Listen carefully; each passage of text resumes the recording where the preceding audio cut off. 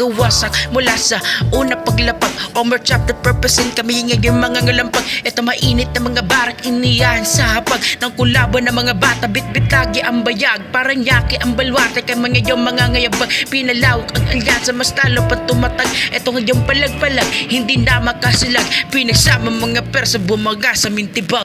Sige, ako muna ang magpaparinig. Mga banatan na sa inyo magpapakilig.